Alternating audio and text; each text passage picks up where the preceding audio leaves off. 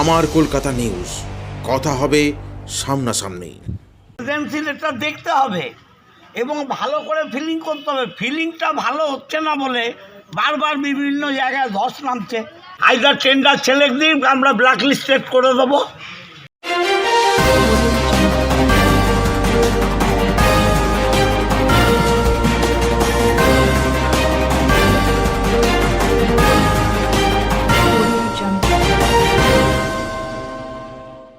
চুঁচুড়া শহর জুড়ে বিগত দিনেও চুঁচুড়া শহরের বিভিন্ন এলাকায় ধস নামার ঘটনা আজ নতুন নয়।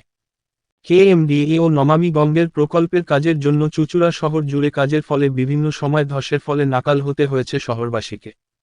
আজ সমাপ্ত হওয়ার পরও বিভিন্ন জায়গায় ভেতরের ফিলিং কাজের গাফিলতি থাকার ফলে বারবারই রাস্তায় ফাটল থেকে ধস নেমেছে উত্তর থেকে দক্ষিণের শহরের বিভিন্ন অলিগলি থেকে রাজপথ। পৌরসভা তার মেরামত কাজ করলেও স্থায়ী সমাধান এখনও পর্যন্ত হয়ে ওঠেনি বিভিন্ন জায়গায়। বিগত দিনে চুঁচুড়া বিধায়ককে দেখা গেছিল এই বিষয় নিয়ে কেএমডিএ আধিকারিক সহ পৌরসভার আধিকারিকদের সঙ্গে কথা বলতে।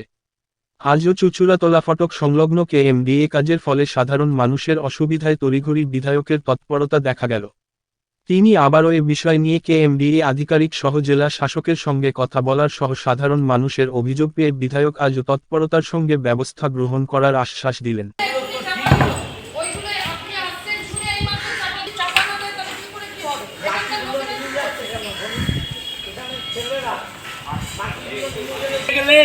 তার ফিলিং হবে কি করে? আপনাদেরকে গাড়ি দিয়ে সঠিক ট্যাঙ্কে রাখতে হবে। ফিলিং করার জন্য এনে আবার এখানে এটা আপনাদের মাধ্যমে মানে বেওয়ারে মাটি নিয়ে যাচ্ছে বলছে, এটা কি করে হচ্ছে? আমরা আসার আগে ধ্যান দিয়ে কেউ যদি ইয়ার কি হচ্ছে? আমরা কি করে বলছে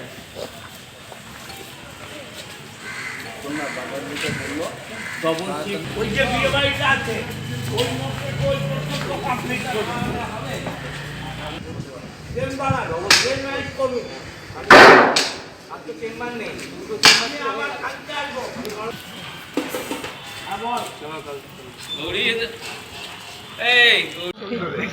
এটা তোলাপটকের ইয়ে থেকে একদম মনসাতলা পর্যন্ত কেএমডি এর পাইপলাইনের কাজ হচ্ছে। এখানে জলের পাইপ ফেটে একটা বড় ধস হয়েছিল। এর পাশেই একটা বিয়ে বাড়ি আছে। এই 20-21 তারিখ থেকে পুরো বিয়ের মরশুম এবং প্রতিদিনই এ বিয়ে বাড়িতে কাজ হবে।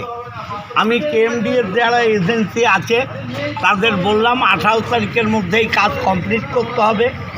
আমি কেএমডি এর অফিসারদেরও বলবো, ডিএমকেও বলবো। এবং বিভিন্ন জায়গায়, এখানে শুধু নয়, আমার 2 নম্বর ওয়ার্ড, 3 নম্বর ওয়ার্ড, 12 নম্বর ওয়ার্ড মাঝে মাঝেই ধস হচ্ছে।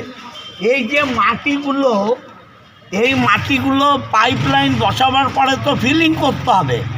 এই মাটিগুলো যদি লোকাল লোকেরা নিয়ে চলে যায় এবং এজেন্সি না দেখে, এটা তো অন্যায়। এজেন্সির এটা দেখতে হবে এবং ভালো করে ফিলিং করতে হবে। ফিলিংটা ভালো হচ্ছে না বলে বারবার বিভিন্ন জায়গায় ধস নামছে।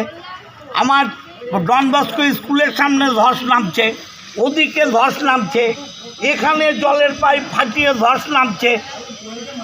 কেএমডি এর অফিসারদের বলবো দেখে কাজ করতে এবং যেখানে ধস নামবে দিন রাত কাজ করে সেটাকে সম্পূর্ণ করতে হবে। আমার সঙ্গে প্রাক্তন চেয়ারম্যান 29 নম্বর ওয়ার্ডের কাউন্সিলর গৌরীকান্ত মুখার্জি আছে এবং এই ওয়ার্ডের কাউন্সিলর বা আমাদের শ্যামাপ্রসাদ মুখার্জি আছে।